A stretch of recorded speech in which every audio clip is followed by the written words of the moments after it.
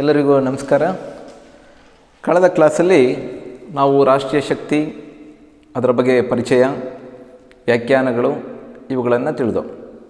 ಇವತ್ತು ರಾಷ್ಟ್ರೀಯ ಶಕ್ತಿ ಮತ್ತು ಅಂತಾರಾಷ್ಟ್ರೀಯ ಶಕ್ತಿಯ ನಡುವಿನ ವ್ಯತ್ಯಾಸಗಳನ್ನು ತಿಳಿಯೋಣ.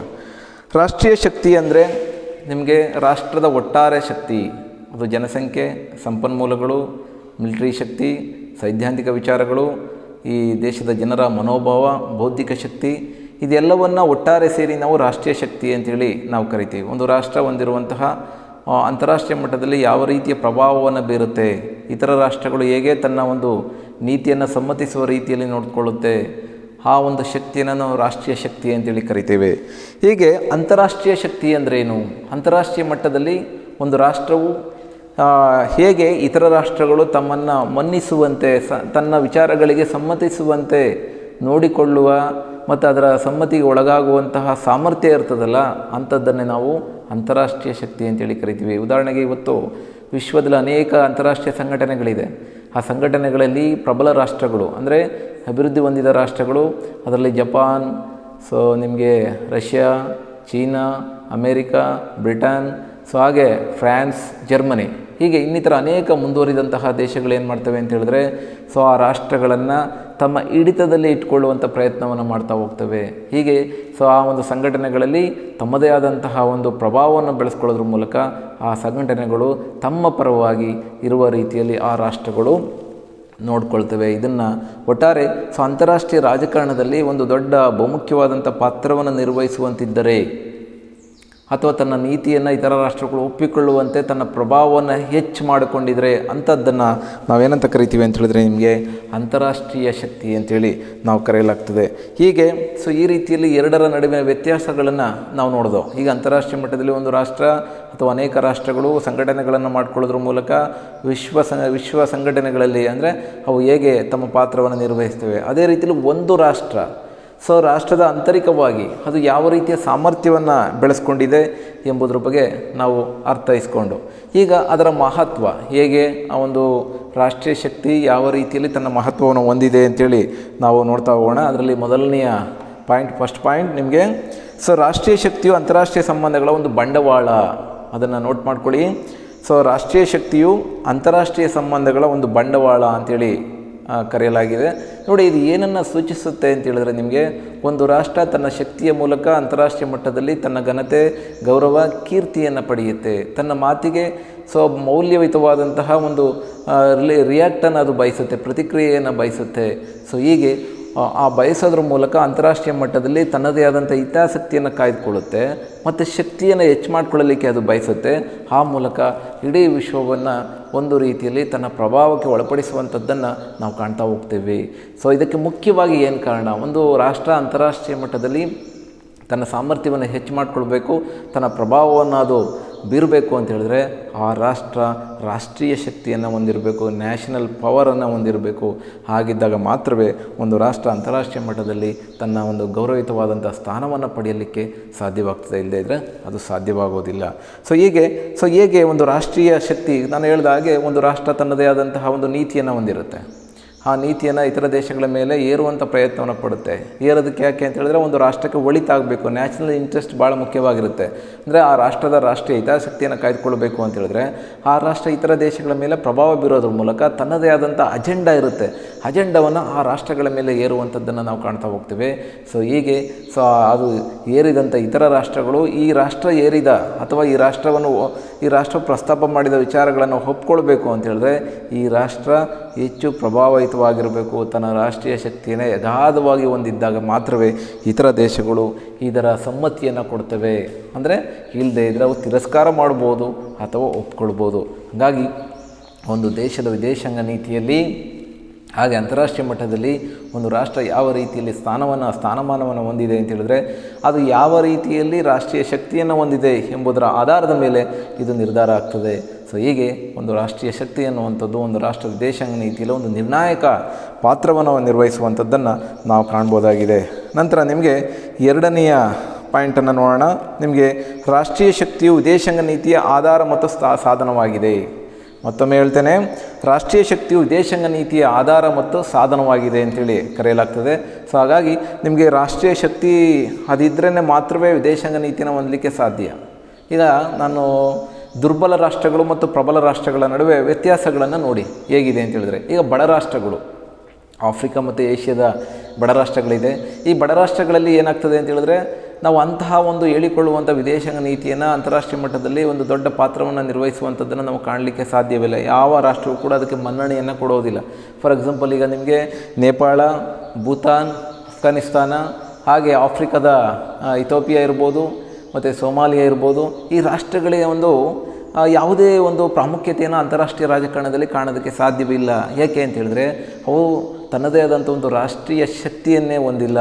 ಯಾವಾಗಲೂ ಕೂಡ ಆಂತರಿಕವಾಗಿ ಅವು ಗಲಭೆ ಪೀಡಿತ ಪ್ರದೇಶಗಳಾಗಿರುತ್ತೆ, ಹಾಗೆ ಆಂತರಿಕ ಯುದ್ಧದಲ್ಲಿ ತೊಡಗಿರ್ತವೆ, ಅಲ್ಲಿ ಅಭಿವೃದ್ಧಿ ಅನ್ನುವಂಥದ್ದು ಮರೀಚಿಕೆಯಾಗಿರುತ್ತೆ, ವಿದೇಶಿ ವ್ಯಾಪಾರ ಇರೋದಿಲ್ಲ. ಆ ಮೂಲಕ ಒಂದು ರೀತಿಯ ಬಡತನದ ಕೂಪೆಯಲ್ಲಿ ಈ ದೇಶಗಳಿರುವಂಥದ್ದನ್ನು ನಾವು ಕಾಣ್ತಾ ಹೋಗ್ತೇವೆ. ಪ್ರತಿಯೊಂದಕ್ಕೂ ಕೂಡ ಇತರ ದೇಶಗಳ ಆಶ್ರಯವನ್ನು, ಸಹಾಯವನ್ನು ಬಯಸುವಂಥದ್ದನ್ನು ನಾವು ಕಾಣ್ತಾ ಹೋಗ್ತೇವೆ. ಈ ರಾಷ್ಟ್ರಗಳು ಅಂತಾರಾಷ್ಟ್ರೀಯ ಮಟ್ಟದಲ್ಲಿ ತನ್ನ ರಾಷ್ಟ್ರೀಯ ಶಕ್ತಿಯನ್ನು ಬೆಳೆಸ್ಕೊಳ್ಳೋದ್ರ ಮೂಲಕ ಅಂತಾರಾಷ್ಟ್ರೀಯ ಶಕ್ತಿಯಲ್ಲಿ ಉದಯಿಸಲಿಕ್ಕೆ ಸಾಧ್ಯವಾಗೋದಿಲ್ಲ. ಆ ಮೂಲಕ ಒಂದು ಗೌಣವಾಗಿ ಅಂತಾರಾಷ್ಟ್ರೀಯ ಮಟ್ಟದಲ್ಲಿ ಒಂದು ಗೌಣ ವ್ಯವಸ್ಥೆಯಲ್ಲಿ ಇರುವಂಥದ್ದನ್ನು ನಾವು ಕಾಣ್ತಾ ಹೋಗ್ತೇವೆ.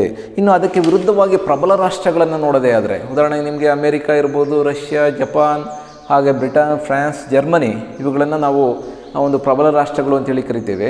ಹಾಗೆ ಚೀನಾ, ಭಾರತವು ಕೂಡ ಒಂದು ಪ್ರಬಲ ರಾಷ್ಟ್ರಗಳೇ. ಈ ರಾಷ್ಟ್ರಗಳು ಅಂತಾರಾಷ್ಟ್ರೀಯ ಮಟ್ಟದಲ್ಲಿ ತನ್ನದೇ ಆದಂಥ ಒಂದು ಮೌಲ್ಯಯುತವಾದಂತಹ ಒಂದು ನಿರ್ಧಾರಗಳನ್ನು ಕೈಗೊಂಡಂಥ ಸಂದರ್ಭದಲ್ಲಿ ಬಹುತೇಕ ರಾಷ್ಟ್ರಗಳು ಇದನ್ನು ಮನ್ನಿಸ್ತವೆ, ಇದನ್ನು ಒಪ್ಕೊಳ್ತವೆ. ಈಗ ಅಮೇರಿಕದ ಮಾತನ್ನು ಯಾರೂ ಕೂಡ ತಿರಸ್ಕಾರ ಮಾಡೋದೇ ಇಲ್ಲ. ಕೆಲವು ರಾಷ್ಟ್ರಗಳು ಹೊರತುಪಡಿಸಿ, ಕೆಲವು 2, 3, 4 ರಾಷ್ಟ್ರಗಳು ವಿರೋಧಿ ರಾಷ್ಟ್ರಗಳಿದೆ ಅಮೇರಿಕಕ್ಕೆ.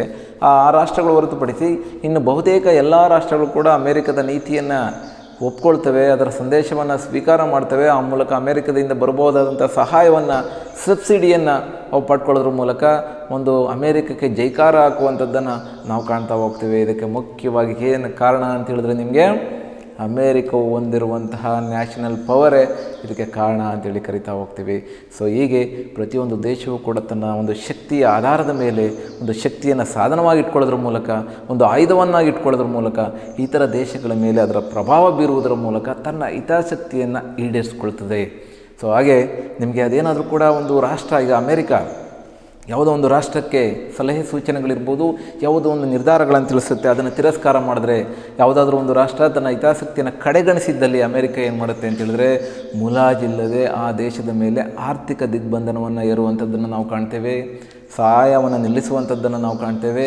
ಕೊನೆಯದಾಗಿ ಏನಾದರೂ ಕೂಡ ಆ ರಾಷ್ಟ್ರಕ್ಕೆ ಆಪತ್ತು ಏನಾದರೂ ಇದೆ ಈ ರಾಷ್ಟ್ರದಿಂದ ಅಂತೇಳಿ ಕಂಡು ಬಂದರೆ, ಅದಕ್ಕೆ ಮುಲಾಜಿಲ್ಲದೆ ಯುದ್ಧವನ್ನು ಘೋಷಣೆ ಮಾಡೋದ್ರ ಮೂಲಕ ಆ ರಾಷ್ಟ್ರದ ಮೇಲೆ ಯುದ್ಧವನ್ನು ಮಾಡಿ ಆ ದೇಶವನ್ನು ತನ್ನ ವಶಕ್ಕೆ ಪಡೆಯುವಂಥದ್ದನ್ನು ನಾವು ಅನೇಕ ಘಟನೆಗಳಲ್ಲಿ ನಾವು ನೋಡ್ತೇವೆ. ಅದು ಅಫ್ಘಾನಿಸ್ತಾನ, ಇರಾಕ್, ಹಾಗೆ ವಿಯೆಟ್ನಾಂ, ಹೀಗೆ ಅನೇಕ ಉದಾಹರಣೆಗಳನ್ನು ನಾವು ಇದಕ್ಕೆ ಕೊಡ್ತಾ ಹೋಗ್ಬೋದು. ಹಾಗಾಗಿ ರಾಷ್ಟ್ರೀಯ ಶಕ್ತಿ ವಿದೇಶಾಂಗ ನೀತಿಯ ಆಧಾರ ಹಾಗೆ ಸಾಧನ ಅಂತೇಳಿ ಕರಿತೀವಿ. ರಾಷ್ಟ್ರೀಯ ಶಕ್ತಿ ಇದ್ದರೆ ಮಾತ್ರವೇ ಅಂತಾರಾಷ್ಟ್ರೀಯ ಮಟ್ಟದಲ್ಲಿ ನೀವು ಅದನ್ನು ಬಳಕೆ ಮಾಡೋದ್ರ ಮೂಲಕ ರಾಷ್ಟ್ರ ಇತರ ದೇಶಗಳೊಡನೆ ಸಂಬಂಧವನ್ನು ಬೆಳೆಸ್ಬೋದು, ಆ ಮೂಲಕ ತನ್ನ ರಾಷ್ಟ್ರೀಯ ಹಿತಾಸಕ್ತಿಯನ್ನು ಕಾಯ್ದುಕೊಳ್ಬೋದು, ಆ ಮೂಲಕ ಹೆಚ್ಚು ಶಕ್ತಿಯನ್ನು, ಬಲಿಷ್ಠತೆಯನ್ನು ಪಡೆಯೋದಕ್ಕೆ ಇದು ಸಾಧ್ಯವಾಗ್ತದೆ. ಹಾಗಾಗಿ ಗುಂಪಿನಲ್ಲಿ ಎಲ್ಲರ ರೀತಿಯಲ್ಲಿ ಇರುವ ಬದಲು ಒಂದು ಕೀರ್ತಿಯತ್ತ ರಾಷ್ಟ್ರವಾಗಿ ಒಂದು ಗೌರವಯುತವಾದಂಥ ಸ್ಥಾನವನ್ನು ಪಡೆಯಲಿಕ್ಕೆ ಎಲ್ಲ ದೇಶಗಳು ಇವತ್ತು ಪ್ರಯತ್ನವನ್ನು ಪಡುವಂಥದ್ದನ್ನು ನಾವು ನೋಡ್ಬೋದು.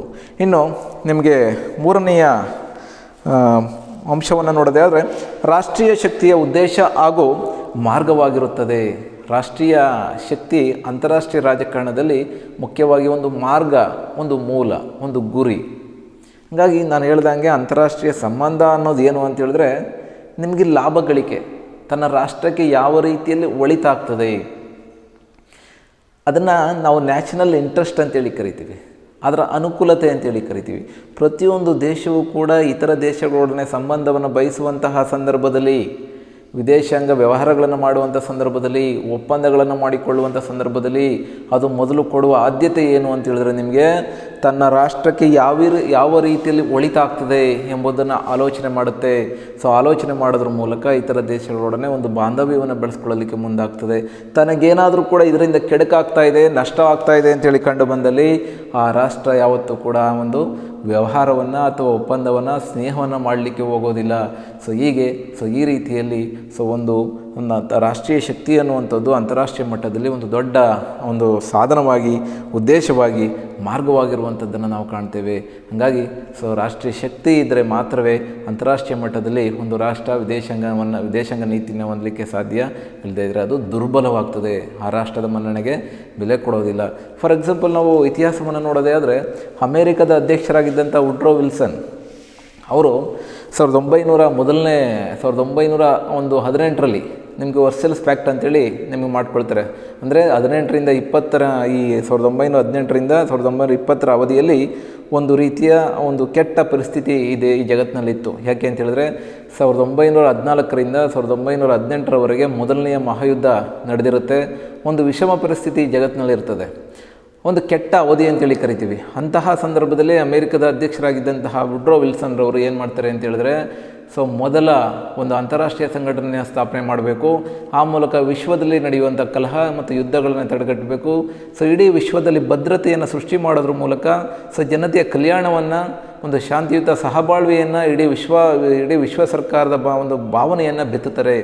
ಆ ಮೂಲಕ ಬಿತ್ತೋದ್ರ ಮೂಲಕ ನಿಮಗೆ ಜನವರಿ 10, 1920ರಲ್ಲಿ ಲೀಗ್ ಆಫ್ ನೇಷನ್ಸ್, ರಾಷ್ಟ್ರಗಳ ಸಂಘ ಅಂತೇಳಿ ನಾವು ಕರಿತೀವಿ, ಆ ಒಂದು ಸಂಸ್ಥೆಯನ್ನು, ಅಂತಾರಾಷ್ಟ್ರೀಯ ಸಂಘಟನೆಯನ್ನು ಅವರು ಸೃಷ್ಟಿ ಮಾಡ್ತಾರೆ, ಹುಟ್ಟಾಕ್ತಾರೆ. ಆ ಮೂಲಕ ಎರಡನೆಯ ಮಹಾಯುದ್ಧ ಈ ಜಗತ್ತಿನಲ್ಲಿ ಸಂಭವಿಸಬಾರ್ದು, ಆ ಮೂಲಕ ಮಾನವ ಕುಲವನ್ನು ಸಂರಕ್ಷಣೆ ಮಾಡಬೇಕು ಅನ್ನೋ ಮಹದಾಶೆಯಿಂದ ವುಡ್ರೋ ವಿಲ್ಸನ್ ಅವರು ಇದನ್ನು ಮಾಡಿರುವಂಥದ್ದನ್ನು ನಾವು ಕಾಣ್ತೇವೆ. ನೋಡಿ, ಇದನ್ನು ಅಬ್ಸರ್ವ್ ಮಾಡಬೇಕು ನೀವು. ಅಮೇರಿಕದ ಅಧ್ಯಕ್ಷರಾದ ವುಡ್ರೋ ವಿಲ್ಸನ್ ರವರ ಒಂದು ಪ್ರಸ್ತಾಪ, ಮಾರ್ಗದರ್ಶನ, ಅವರ ಒಂದು ಪ್ರೋತ್ಸಾಹದಿಂದಾಗಿ ಈ ಒಂದು ಸಂಸ್ಥೆ ಸ್ಥಾಪನೆ ಆಯಿತು. ಅಂದರೆ ಬೇರೆ ಯಾವುದೋ ಒಂದು ಬೇರೆ ಬಡ ದೇಶಗಳು ಇದರ ಬಗ್ಗೆ ಪ್ರಸ್ತಾಪ ಮಾಡಿದರೆ ಇದು ಆಗ್ತಾ ಇರಲಿಲ್ಲ. ಯಾಕೆ ಅಂತ ಹೇಳಿದ್ರೆ ರಾಷ್ಟ್ರೀಯ ಶಕ್ತಿ ಭಾಳ ಮುಖ್ಯ. ಹಾಗಾಗಿ ಅಮೇರಿಕ ಇವತ್ತು ಅದನ್ನು ಒತ್ತಾಯ ಮಾಡೋದ್ರಿಂದ ಇಡೀ ವಿಶ್ವದಲ್ಲಿ ಅದು ಚಾಲ್ತಿಗೆ ಬರುತ್ತೆ, ಅಂತಿಮವಾಗಿ ಅದು ಜಾರಿ ಬರುತ್ತೆ. ಎಲ್ಲ ರಾಷ್ಟ್ರಗಳು ಕೂಡ ಅದಕ್ಕೆ ಸಹಿ ಮಾಡ್ತವೆ. ಆ ಮೂಲಕ ಸುಮಾರು 1918ರಿಂದ 1939ರವರೆಗೆ ಇಡೀ ಜಗತ್ತಿನಲ್ಲಿ ಯುದ್ಧ ನಡೀತಾ ಇರಲಿಲ್ಲ, ದೊಡ್ಡ ಯುದ್ಧಗಳು ನಡೀಲಿಲ್ಲ, ಶಾಂತಿ ಇತ್ತು ಅಂಥೇಳಿ ನಾವು ಪರಿಗಣಿಸ್ತೇವೆ. ಇದಕ್ಕೆ ಮುಖ್ಯವಾಗಿ ಅಮೇರಿಕ ಹೊಂದಿದ್ದಂತಹ ರಾಷ್ಟ್ರೀಯ ಶಕ್ತಿಯೇ ಇದಕ್ಕೆ ಕಾರಣ ಅಂಥೇಳಿ ಕರಿತೇವೆ. ತದನಂತರ ನಿಮಗೆ ಹಿಟ್ಲರ್ ಪ್ರವರ್ಧಮಾನಕ್ಕೆ ಬರ್ತಾರೆ ಜರ್ಮನಿಯಲ್ಲಿ. ಆ ಮೂಲಕ ಎರಡನೆಯ ಮಹಾಯುದ್ಧಕ್ಕೆ ಆತ ನಾಂದಿಯಾಗ್ತಾನೆ. ಆ ಮೂಲಕ ಏನು ಲೀಗ್ ಆಫ್ ನೇಷನ್ಸ್ ಸ್ಥಾಪನೆಯಾಗಿತ್ತೋ, ಆ ರಾಷ್ಟ್ರಗಳ ಸಂಘ ಅಂತೇಳಿ ಇತ್ತೋ, ಅದು ನಾಶವಾಗ್ತದೆ. ಹಂಗಾಗಿ ನಂತರ ನಿಮಗೆ ಅದಕ್ಕೆ ನಾಶ ಆಗೋದಕ್ಕೂ ಇದೇ ಕಾರಣ, ರಾಷ್ಟ್ರೀಯ ಶಕ್ತಿಯೇ ಕಾರಣ. ಹೇಗೆ ಅಂದರೆ ಅಮೇರಿಕ ಅದರಿಂದ ಹೊರಬರುತ್ತೆ, ಅದರ ಸದಸ್ಯತ್ವವನ್ನೇ ಪಡೀಲಿಲ್ಲ. ಅಮೇರಿಕ ಸ್ಥಾಪನೆ ಮಾಡ್ತೇವೆ ವಿನಃ ಅದರಲ್ಲಿ ಸಕ್ರಿಯವಾಗಿ ಅಮೇರಿಕ ಭಾಗವಹಿಸಲಿಲ್ಲ. ಈ ಎಲ್ಲ ಕಾರಣಗಳಿಂದಾಗಿ ಏನಾಗ್ತದೆ ಅಂತ ಹೇಳಿದ್ರೆ ನಿಮಗೆ ಅಡಾಲ್ಫ್ ಹಿಟ್ಲರ್ ಪೋಲೆಂಡಿನ ಮೇಲೆ ದಾಳಿ ಮಾಡೋದ್ರ ಮೂಲಕ ಅಂತಿಮವಾಗಿ ಲೀಗ್ ಆಫ್ ನೇಷನ್ಸ್ ಅವನತಿ ಆಗ್ತದೆ. ಎರಡನೆಯ ಮಹಾಯುದ್ಧ ಆರಂಭವಾಗ್ತದೆ. ನಂತರ ನಿಮಗೆ ವಿಶ್ವಸಂಸ್ಥೆ ಸ್ಥಾಪನೆ ಆಯಿತು ಅಂಥೇಳಿ ನಿಮಗೆಲ್ಲ ಗೊತ್ತೇ ಇದೆ. ವಿಶ್ವಸಂಸ್ಥೆ ಸ್ಥಾಪನೆ ಆಗಬೇಕು ಅಂದರೂ ಕೂಡ ಯಾರ ಒಂದು ಪ್ರಭಾವ ಇದೆ ಅಂತ ಹೇಳಿದ್ರೆ ನಿಮಗೆ ಅದು ಅಮೇರಿಕದ ಪ್ರಭಾವ ಇದೆ ಅಂತೇಳಿ ನಾವು ಅರ್ಥ ಮಾಡ್ಕೊಳ್ಬೋದು. ಹಾಗೆ ಎರಡನೆಯ ಮಹಾಯುದ್ಧ ನಿಲ್ಲಬೇಕು ಅಂತ ಹೇಳಿದ್ರು ಅದಕ್ಕೆ ಕಾರಣ ಏನು ಅಂತ ಹೇಳಿದ್ರೆ ಅಮೇರಿಕ. ಹೀಗೆ ಒಂದು ರಾಷ್ಟ್ರದ ಶಕ್ತಿ ಅನ್ನುವಂಥದ್ದು, ದೈತ್ಯ ಶಕ್ತಿ ಅನ್ನುವಂಥದ್ದು, ಆ ರಾಷ್ಟ್ರದ ಒಂದು ಘನತೆ, ಗೌರವ, ಅಂತಾರಾಷ್ಟ್ರೀಯ ಮಟ್ಟದಲ್ಲಿ ತನ್ನದೇ ಆದಂತಹ ಒಂದು ಪ್ರಭಾವವನ್ನು ಬೆಳೆಸ್ಕೊಳ್ಳಲಿಕ್ಕೆ, ಇತರ ದೇಶಗಳು ಅದನ್ನು ಮನ್ನಿಸಲಿಕ್ಕೆ ಇದು ಸಹಾಯವಾಗ್ತದೆ ಅಂಥೇಳಿ ನಾವು ಅರ್ಥ ಮಾಡ್ಕೊಳ್ಬೋದು. ಇನ್ನು ನಿಮಗೆ ಮುಂದಿನ ಭಾಗವನ್ನು ನೋಡೋದೇ ಆದರೆ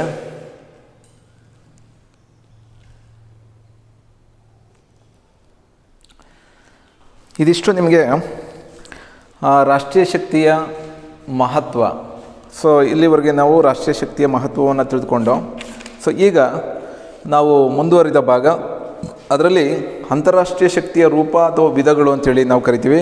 ಅಂತಾರಾಷ್ಟ್ರೀಯ ಶಕ್ತಿಯ ರೂಪ ಅಥವಾ ವಿಧಗಳು ಇದನ್ನು ನಾವು ಕರಿಬೋದು. ಇದು ಯಾವ ರೀತಿಯಲ್ಲಿ ಇದೆ ಅನ್ನೋದ್ರ ಬಗ್ಗೆ ನಾವು ಅಧ್ಯಯನ ಮಾಡ್ತಾ ಹೋಗೋಣ.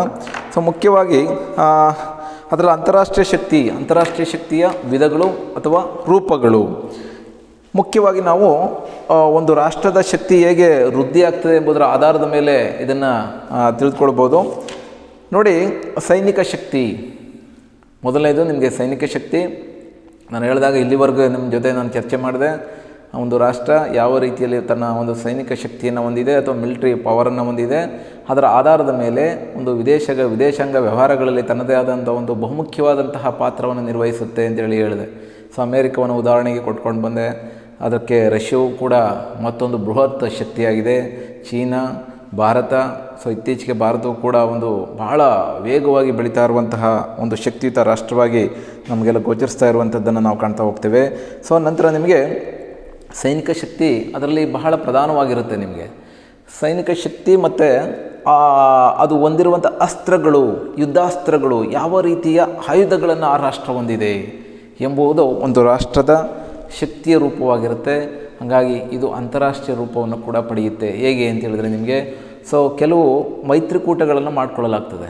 ಈಗ ಮೈತ್ರಿಕೂಟ ನ್ಯಾಟೋ, ಸಿಯಾಟೋ, ಬಾಗ್ದಾದ್ ಫ್ಯಾಕ್ಟು, ಇವೆಲ್ಲ ಇರ್ತವೆ. ಈಗ ನ್ಯಾಟೋ ಆ ಮೂಲಕ ಅಮೇರಿಕದ ನೇತೃತ್ವದಲ್ಲಿ ನಿಮಗೆ ಸೈನಿಕ ಕೂಟಗಳನ್ನು ರಚನೆ ಮಾಡ್ಕೊಳ್ಳೋದ್ರ ಮೂಲಕ ಅದು ವಿಶ್ವದ ಮೇಲೆ ಪ್ರಭಾವವನ್ನು ಬೀರ್ತದೆ. ಹಾಗಾಗಿ ಇವತ್ತು ನ್ಯಾಟೋ ಅನ್ನುವಂಥದ್ದು ಒಂದು ಶಕ್ತಿಶಾಲಿ ಮೈತ್ರಿಕೂಟವಾಗಿರುವಂಥದ್ದನ್ನು ನಾವು ಕಾಣ್ತಾ ಹೋಗ್ತೇವೆ. ಆ ಮೂಲಕ ವಿಶ್ವದಲ್ಲಿ ಈ ಮೈತ್ರಿಕೂಟ ರಾಷ್ಟ್ರಗಳ ಮೇಲೆ ಯಾವುದೇ ಒಂದು ರಾಷ್ಟ್ರ ಆಕ್ರಮಣ ಮಾಡಿದಾಗ ಈ ಎಲ್ಲ ದೇಶಗಳಿಗೂ ಸೇರಿ ಆ ಒಂದು ಶತ್ರು ದೇಶದ ಮೇಲೆ ದಾಳಿ ಮಾಡುವಂಥದ್ದನ್ನು ನಾವು ಕಾಣ್ತಾ ಹೋಗ್ತೇವೆ. ಫಾರ್ ಎಕ್ಸಾಂಪಲ್ ಈಗ ಭಾರತ ನಿಮಗೆ ನ್ಯಾಟೋದಲ್ಲಿ ಇದೆ ಅಂತ ಅಂದ್ಕೊಳ್ಳೋಣ. ನ್ಯಾಟೋ ಮೈತ್ರಿಕೂಟದಲ್ಲಿ ಇತ್ತೀಚೆಗೆ ಅದು ಅಪ್ಲಿಕೇಶನ್ ಹಾಕಿದೆ. ಸೇರ್ಪಡೆ ಮಾಡುವಂತಹ ಹಂತಗಳು ಇತ್ತೀಚೆಗೆ ನಡೀತಾ ಇದೆ. ಭಾರತವು ಕೂಡ ಸೇರ್ಪಡೆ ಆಗೋದಕ್ಕೆ ಎಲ್ಲ ಪ್ರಯತ್ನಗಳನ್ನು ಮಾಡ್ತಾ ಇದೆ. ಅಮೆರಿಕವು ಕೂಡ ಒಪ್ಪಿಗೆಯನ್ನು ಸೂಚಿಸಿದೆ. ಈಗ ನ್ಯಾಟೋಗೆ ಸೇರ್ಪಡೆ ಆಯಿತು ಅಂತ ಅಂದ್ಕೊಳ್ಳೋಣ. ಆಗ ಚೀನಾ ಅದರಲ್ಲಿ ಇಲ್ಲ. ಚೀನಾ ಮತ್ತು ಅಮೇರಿಕಾ ಶತ್ರು ರಾಷ್ಟ್ರಗಳು, ಭಾರತ ಮತ್ತು ಅಮೇರಿಕಾ ಮಿತ್ರ ರಾಷ್ಟ್ರಗಳು. ಏನಾದರೂ ಕೂಡ ಸಪೋಸ್ ಈಗ ಚೀನಾ ಏನಾದರೂ ಭಾರತದ ಮೇಲೆ ಏನಾದರೂ ದಾಳಿ ಮಾಡಿದಾಗ ಆಗ ಈ ಮೈತ್ರಿಕೂಟದಲ್ಲಿ ಸುಮಾರು 10ಕ್ಕಿಂತಲೂ ಹೆಚ್ಚು ದೇಶಗಳೇನಿದೆ, ಫ್ರಾನ್ಸ್ ಇದೆ, ಬ್ರಿಟನ್ ಇದೆ, ನಿಮಗೆ ಜರ್ಮನಿ ಕೂಡ ಇದೆ, ಹಾಗೆ ನಿಮಗೆ ಭಾರತ, ಅಮೇರಿಕಾ ಇತ್ಯಾದಿ ಅನೇಕ ರಾಷ್ಟ್ರಗಳನ್ನು ಕಾಣಲಾಗ್ತದೆ. ಈ ಎಲ್ಲ ರಾಷ್ಟ್ರಗಳು ಸೇರಿ ಆ ರಾಷ್ಟ್ರದ ಮೇಲೆ ದಾಳಿ ಮಾಡುವಂಥದ್ದು, ಆ ರಾಷ್ಟ್ರವನ್ನು ಈ ಒಂದು ಶತ್ರುತ್ವ ಮನೋಭಾವನೆಯಿಂದ ದೂರ ಮಾಡೋದ್ರ ಮೂಲಕ ಆ ರಾಷ್ಟ್ರವನ್ನು ಸೋಲಿಸೋದ್ರ ಮೂಲಕ ಅದನ್ನು ತಿರಸ್ಕರಿಸುವಂಥದ್ದು. ಹೀಗೆ ಈ ರೀತಿಯಲ್ಲಿ ಸೈನಿಕ ಕೂಟಗಳು ಒಂದು ರೀತಿಯ ಅಂತಾರಾಷ್ಟ್ರೀಯ ರಾಜಕಾರಣದಲ್ಲಿ ಹೆಚ್ಚಿನ ಒಂದು ಮಹತ್ವವನ್ನು ನಿರ್ವಹಿಸ್ತವೆ ಅಂತೇಳಿ ನಾವು ತಿಳ್ಕೊಳ್ಬೋದು. ಇನ್ನು ಎರಡನೆಯದು ನಿಮಗೆ ಆರ್ಥಿಕ ಶಕ್ತಿ, ಎಕನಾಮಿಕಲ್ ಫ್ಯಾಕ್ಟರ್ಸ್ ಅಂತೇಳಿ ನಾವು ಕರಿತೀವಿ. ನಾನು ಹೇಳ್ದಂಗೆ ಆರ್ಥಿಕ ಅಂಶಗಳು ಪ್ರಧಾನವಾಗಿ ಇವತ್ತು ದೊಡ್ಡ ಪಾತ್ರವನ್ನು ನಿರ್ವಹಿಸ್ತವೆ. ಏನು ಆರ್ಥಿಕತೆ ಅಂದರೆ ಹಣ, ಸಂಪನ್ಮೂಲ, ಸಂಪತ್ತು, ಇವುಗಳನ್ನು ಆರ್ಥಿಕತೆ ಅಂತೇಳಿ ಕರಿತೀವಿ. ವಸ್ತುಗಳ ಉತ್ಪಾದನೆ, ಅದನ್ನು ಯಾವ ರೀತಿಯಲ್ಲಿ ಉತ್ಪಾದನೆ ಮಾಡಲಾಗ್ತದೆ, ಯಾವ ಮಟ್ಟದಲ್ಲಿ ಮಾರಾಟ ಮಾಡಲಾಗ್ತದೆ, ಹೇಗೆ ವಿದೇಶಗಳಿಗೆ ಅದನ್ನು ರಫ್ತು ಮಾಡಲಾಗ್ತದೆ. ಇದರ ಆಧಾರದ ಮೇಲೆ ಒಂದು ದೇಶದ ಆರ್ಥಿಕ ಶಕ್ತಿಯನ್ನು ಅಳೆಯಲಾಗ್ತದೆ. ಇವತ್ತು ಚೀನಾ, ಅಮೇರಿಕಾ, ರಷ್ಯಾ, ಹಾಗೆ ಜಪಾನ್, ದಕ್ಷಿಣ ಕೊರಿಯಾ, ಹಾಗೆ ಜರ್ಮನಿ, ಇವೆಲ್ಲ ರಾಷ್ಟ್ರಗಳು ಕೂಡ ಅತಿ ಹೆಚ್ಚಿನ ಪ್ರಮಾಣದಲ್ಲಿ ವಸ್ತುಗಳನ್ನು ಉತ್ಪಾದನೆ ಮಾಡ್ತೇವೆ. ತಂತ್ರಜ್ಞಾನದ ಬಳಕೆಯಲ್ಲಿ ಉತ್ಕೃಷ್ಟತೆಯನ್ನು ಹೊಂದಿದ್ದಾವೆ. ಆ ಮೂಲಕ ಇಡೀ ವಿಶ್ವಕ್ಕೆ ತನ್ನ ಒಂದು ಪ್ರಾಡಕ್ಟ್ಗಳನ್ನು ಇವತ್ತು ಎಕ್ಸ್ಪೋರ್ಟ್ ಮಾಡುವಂಥದ್ದನ್ನು ನಾವು ಕಾಣ್ತಾ ಹೋಗ್ತೇವೆ. ಆ ಮೂಲಕ ತಮ್ಮ ಶಕ್ತಿಯನ್ನು ಗಳಿಕೆ ಮಾಡಿಕೊಳ್ತವೆ, ತಮಗೆ ಬೇಕಾದಂಥ ವಿದೇಶಿ ವಿನಿಮಯವನ್ನು ಪಡ್ಕೊಳ್ತವೆ. ಆ ಮೂಲಕ ತನ್ನ ಸೈನಿಕ ಶಕ್ತಿ ಇರ್ಬೋದು, ಆರ್ಥಿಕ ಶಕ್ತಿ ಇರ್ಬೋದು, ಇತರ ಒಂದು ಮೂಲಭೂತ ಅವಶ್ಯಕತೆಗಳನ್ನು ಹೆಚ್ಚು ಮಾಡ್ಕೊಳ್ಳೋದ್ರ ಮೂಲಕ, ಶಸ್ತ್ರಾಸ್ತ್ರಗಳನ್ನು ಖರೀದಿ ಮಾಡುವುದರ ಮೂಲಕ ಅಥವಾ ತಾವೇ ಉತ್ಪಾದನೆ ಮಾಡ್ಕೊಳ್ಳೋದ್ರ ಮೂಲಕ ಒಟ್ಟಾರೆ ಆ ದೇಶದ ಅಭಿವೃದ್ಧಿಯನ್ನು ಕಾಣಲಾಗ್ತದೆ. ನೋಡಿ, ಅಭಿವೃದ್ಧಿ ಅಂತ ಹೇಳಿದ್ರೆ ಒಂದು ಜನರ ಸುಖ ಮತ್ತು ಸಂತೋಷ ಮತ್ತು ನೆಮ್ಮದಿಯ ಬದುಕನ್ನು ಉತ್ತಮಗೊಳಿಸುವಿಕೆಯೇ ಒಂದು ರಾಷ್ಟ್ರದ ಅಭಿವೃದ್ಧಿ ಅಂತೇಳಿ ಕರಿತೀವಿ. ಅಂದರೆ ಮೂಲಭೂತ ಅವಶ್ಯಕತೆಗಳನ್ನು ಏರಳವಾಗಿ ತನ್ನ ಪ್ರಜೆಗಳಿಗೆ ಕಲ್ಪಿಸುವಂಥದ್ದೇ ಒಂದು ರಾಷ್ಟ್ರದ ಅಭಿವೃದ್ಧಿ. ಹೀಗೆ ಈ ರೀತಿಯಲ್ಲಿ ಆರ್ಥಿಕ ಅಂಶಗಳು ಇವತ್ತು ಒಂದು ರಾಷ್ಟ್ರದ ಅಭಿವೃದ್ಧಿಯನ್ನು ಅಳೆಯುವಂಥ ಸಾಧನವಾಗಿರುವಂಥದ್ದನ್ನು ನಾವು ನೋಡ್ಬೋದು. ಯಾವ ರಾಷ್ಟ್ರ ಆರ್ಥಿಕತೆಯಲ್ಲಿ ಇವತ್ತು ಮುಂಚೂಣಿಯಲ್ಲಿದೆಯೋ ಆ ರಾಷ್ಟ್ರ ವಿಶ್ವದ ಒಂದು ರಾಜಕಾರಣದಲ್ಲಿ ದೊಡ್ಡ ಪಾತ್ರವನ್ನು ಅದು ನಿರ್ವಹಿಸುವಂಥದ್ದನ್ನು ನಾವು ಕಾಣ್ತಾ ಹೋಗ್ತೇವೆ. ಅದಕ್ಕೆ ಇವತ್ತಿಗೂ ಕೂಡ ಮೊದಲ ಸ್ಥಾನದಲ್ಲಿ ನಿಲ್ಲುವಂತಹ ದೇಶ ಯಾವುದು ಅಂತ ಹೇಳಿದ್ರೆ ನಮಗೆ ಅದು ಅಮೇರಿಕಾ, ಚೀನಾ, ರಷ್ಯಾ, ಈ ಬೃಹತ್ ರಾಷ್ಟ್ರಗಳು. ಇವತ್ತು ಚೀನಾ ಅದರಲ್ಲೂ ಕೂಡ ವಿಶೇಷವಾಗಿ 2010ರಿಂದ ಈಚೆಗೆ ಒಂದು ದೊಡ್ಡ ಮಟ್ಟದಲ್ಲಿ ತನ್ನ ವಸ್ತುಗಳನ್ನು ಉತ್ಪಾದನೆ ಮಾಡ್ತಾ ಇದೆ. ಜಗತ್ತಿನ ಮೂಲೆ ಮೂಲೆಗೆ ಆ ವಸ್ತುಗಳನ್ನು ಕಳಿಸ್ತಾ ಇದೆ. ನಮಗೆಲ್ಲ ಗೊತ್ತಿರುವ ಹಾಗೆ ಅದು ಒಂದು ಉತ್ತಮ ಮೌಲ್ಯವನ್ನು ಹೊಂದಿಲ್ಲದೆ ಇದ್ದರೂ ಕೂಡ ಬಹಳ ಕಮ್ಮಿ ದರದಲ್ಲಿ ನಮಗೆ ಸಿಗುವಂಥದ್ದನ್ನು ನಾವು ಕಾಣ್ತಾ ಹೋಗ್ತೇವೆ. ಪ್ರತಿಯೊಬ್ಬರೂ ಕೂಡ ಇವತ್ತು ಚೀನಾ ಪ್ರಾಡಕ್ಟ್ಗಳನ್ನು ನಾವು ಬಳಕೆ ಮಾಡ್ತೀವಿ. ಆ ಮಟ್ಟಿಗೆ ಇವತ್ತು ಚೀನಾ ತನ್ನ ವಸ್ತುಗಳನ್ನು ಉತ್ಪಾದನೆಯಲ್ಲಿ ಒಂದು ಗಣನೀಯ ಏಳಿಗೆಯನ್ನು, ಒಂದು ಸ್ಕಿಲ್ಲನ್ನು ಬೆಳೆಸ್ಕೊಂಡಿರುವಂಥದ್ದು. ಆ ಮೂಲಕ ಇಡೀ ಜಗತ್ತಿನಲ್ಲಿ ಅತಿ ಹೆಚ್ಚು ವಸ್ತುಗಳನ್ನು ಉತ್ಪಾದನೆ ಮಾಡೋದ್ರ ಮೂಲಕ ಇವತ್ತು ಅಮೇರಿಕವನ್ನು ಹಿಂದಿಕ್ಕುವಂತಹ ಒಂದು ಪರಿಸ್ಥಿತಿಗೆ ಇವತ್ತು ಚೀನಾ ತಲುಪ್ತಾ ಇರುವಂಥದ್ದನ್ನು ನೋಡ್ತೇವೆ. ಹಾಗಾಗಿ ಚೀನಾ ಭಾಳ ವೇಗವಾಗಿ ಇವತ್ತು ಬೆಳೀತಾ ಇದೆ. ಇದೇ ರೀತಿ ದೇಶಗಳಿದ್ದಲ್ಲಿ ಅಮೇರಿಕಾ ಹಿಂದೆ ಹೋಗುವ ಸಾಧ್ಯತೆಗಳು ಹೆಚ್ಚಿದೆ ಅಂಥೇಳಿ ನಾವು ಅರ್ಥ ಮಾಡ್ಕೊಳ್ಬೋದು. ಮುಂದಿನ ದಿನಗಳಲ್ಲಿ ಚೀನಾ ಅಥವಾ ಭಾರತ ಅಂತಾರಾಷ್ಟ್ರೀಯ ರಾಜಕಾರಣದಲ್ಲಿ ಒಂದು ದೊಡ್ಡ ಪಾತ್ರವನ್ನು ನಿರ್ವಹಿಸ್ಬೋದು ಅಂಥೇಳಿ ಒಂದು ಅಂದಾಜನ್ನು ನಾವು ಮಾಡ್ಬೋದು. ಇದಕ್ಕೆ ಮುಖ್ಯ ಕಾರಣ ಅಂತಂದರೆ ಆ ದೇಶ ಹೊಂದಿರುವಂತಹ ಆರ್ಥಿಕ ಶಕ್ತಿಯೇ ಕಾರಣ ಅಂಥೇಳಿ ನಾವು ತಿಳಿದುಕೊಳ್ಬೋದು. ನಂತರ ನಿಮಗೆ ಮಾನಸಿಕ ಶಕ್ತಿ. ಮಾನಸಿಕ ಶಕ್ತಿ ಅಂತೇಳಿ ಬೌದ್ಧಿಕ ಶಕ್ತಿ ಅಂತೇಳಿ ಕರಿತೀವಿ. ಒಂದು ದೇಶದ ಜನರು ಯಾವ ರೀತಿಯ ಮನೋಬಲವನ್ನು ಹೊಂದಿದ್ದಾರೆ, ಆತ್ಮಸ್ಥೈರ್ಯವನ್ನು ಹೊಂದಿದ್ದಾರೆ ಎಂಬುದರ ಆಧಾರದ ಮೇಲೆ ಇದು ನಿರ್ಧಾರ ಆಗ್ತದೆ. ನೋಡಿ, ಜರ್ಮನ್ ಇದೆಯಲ್ಲ, ಜರ್ಮನ್ ದೇಶದ ಪ್ರಜೆಗಳು ಒಂದು ರೀತಿಯ ನಿರ್ದಾಕ್ಷಿಣ್ಯ ಕ್ರಮಗಳಿಗೆ ಅವರು ಹೆಸರುವಾಸಿ. ನಾವು ಭಾರತೀಯರು ಶಾಂತಿಪ್ರಿಯರು, ನಾವು ಯಾರ ಮೇಲೂ ಕೂಡ ದಾಳಿ ಮಾಡೋದಿಲ್ಲ. ನಾವು ಬೇರೆಯವರು ಯಾರು ದಾಳಿ ಮಾಡಿದ್ರೆ ಒಂದು ಅದನ್ನು ಪ್ರತಿಕಾರವಾಗಿ ತೆಗೆದುಕೊಳ್ಳುವಂತಹ ಸಾಮರ್ಥ್ಯ ಭಾರತೀಯರಿಗೆ ಇರುವಂಥದ್ದನ್ನು ನಾವು ಕಾಣ್ತಾ ಹೋಗ್ತೀವಿ. ಹಾಗೆ ನೀವು ಬ್ರಿಟನ್ನಲ್ಲಿ ನೋಡೋದೇ ಆದರೆ, ಅಂದರೆ ಇಂಗ್ಲೆಂಡ್ ಜನರಲ್ಲಿ ಒಂದು ರೀತಿಯ ಶಿಸ್ತು, ಅನುಭವ, ಕಲಿಕೆ ಮತ್ತು ಅವರು ಯಾವುದೇ ರೀತಿಯಲ್ಲೂ ರಾಷ್ಟ್ರಪ್ರೇಮವನ್ನು ಹೆಚ್ಚಿನ ರೀತಿಯಲ್ಲಿ ಅವರು ಬೆಳೆಸ್ಕೊಂಡಿರುವಂಥದ್ದನ್ನು ನಾವು ಕಾಣ್ತೀವಿ. ಹಾಗೆ ಬೇರೆ ಬೇರೆ ದೇಶಗಳಲ್ಲಿ ಬೇರೆ ಬೇರೆ ರೀತಿಯ ಮನೋಬಲಗಳನ್ನು ಹೊಂದಿರುವಂಥ ಜನರಿರುವಂಥದ್ದನ್ನು ನಾವು ಕಾಣ್ತೇವೆ. ನೀವು ಜಪಾನ್ಗೆ ಹೋಗ್ಬಿಡಿ, ಜಪಾನಲ್ಲಿ ಟೆಕ್ನಾಲಜಿ ಅಂತ ಹೇಳಿದರೆ ತಂತ್ರಜ್ಞಾನದಲ್ಲಿ ಮುಂಚೂಣಿಯಲ್ಲಿದ್ದಾರೆ. ಈಗ ಒಂದು ಪುಟ್ಟ ದೇಶ ಜಪಾನ್ ಇವತ್ತು ಇಡೀ ವಿಶ್ವಕ್ಕೆ ಬೇಕಾದಂತಹ ಒಂದು ತಂತ್ರಾಂಶವನ್ನು, ಅದರಲ್ಲೂ ಹೊಸ ಹೊಸ ತಂತ್ರಜ್ಞಾನವನ್ನು ಅದು ವೃದ್ಧಿಸಿಕೊಳ್ಳುವುದರ ಮೂಲಕ ಅದನ್ನು ಬೇರೆ ದೇಶಗಳಿಗೆ ಸಪ್ಲೈ ಮಾಡುವಂಥದ್ದನ್ನು ನಾವು ಕಾಣ್ತಾ ಹೋಗ್ತೇವೆ. ಹೀಗೆ ಬೇರೆ ಬೇರೆ ದೇಶಗಳ ಒಂದು ಸಾಮರ್ಥ್ಯ, ಅವರ ಒಂದು ಗುಣಲಕ್ಷಣಗಳು, ಜನರ ಮನೋಭಾವಗಳ ಮೂಲಕ ಇವತ್ತು ಜಗತ್ತು ಒಂದು ರಾಷ್ಟ್ರೀಯ ಶಕ್ತಿಯನ್ನು ಹೊಂದೋದ್ರ ಮೂಲಕ ಅಂತಾರಾಷ್ಟ್ರೀಯ ಮಟ್ಟದಲ್ಲಿ ತನ್ನ ಪ್ರಭಾವವನ್ನು ಬೆಳೆಸ್ಕೊಂಡಿದೆ ಅಂಥೇಳಿ ನಾವು ಅರ್ಥ ಮಾಡ್ಕೊಳ್ಬೋದು. ಇದಿಷ್ಟು ನಿಮಗೆ ಅಂತಾರಾಷ್ಟ್ರೀಯ ಶಕ್ತಿಯ ರೂಪಗಳು ಅಥವಾ ವಿಧಗಳು ಅಂಥೇಳಿ ನಾವು ತಿಳ್ಕೊಳ್ಬೋದು. ಇನ್ನು ನಂತರ ನಿಮಗೆ ರಾಷ್ಟ್ರೀಯ ಶಕ್ತಿಯ ಚಲಾವಣೆಯ ವಿಧಗಳು, ರಾಷ್ಟ್ರೀಯ ಶಕ್ತಿಯ ಚಲಾವಣೆ ವಿಧಾನಗಳು ಅಂಥೇಳಿ ನಾವು ಕರೆಯಲಾಗ್ತದೆ. ಇದನ್ನು ನಾನು ಆದಷ್ಟು ಬೇಗ ಇದನ್ನು ಮುಗಿಸಿದ ನಂತರ ನಿಮಗೆ ರಾಷ್ಟ್ರೀಯ ಶಕ್ತಿಯ ಮೂಲಾಂಶಗಳಿಗೆ ನಾನು ನೆಕ್ಸ್ಟ್ ಕ್ಲಾಸಲ್ಲಿ ನಿಮಗೆ ಬರ್ತೇನೆ. ಈಗ ಸಮಯ ಆಗಿದೆ. ನಾನು ಮುಂದಿನ ತರಗತಿಯಲ್ಲಿ ನಿಮಗೆ ರಾಷ್ಟ್ರೀಯ ಶಕ್ತಿಯ ಲಕ್ಷಣಗಳು ಮತ್ತು ರಾಷ್ಟ್ರೀಯ ಶಕ್ತಿಯ ಮೂಲಾಂಶಗಳ ಬಗ್ಗೆ ನಾನು ನಿಮಗೆ ತಿಳಿಸ್ಕೊಡ್ತೇನೆ. ಅಲ್ಲಿವರೆಗೆ have a nice day. Thank you.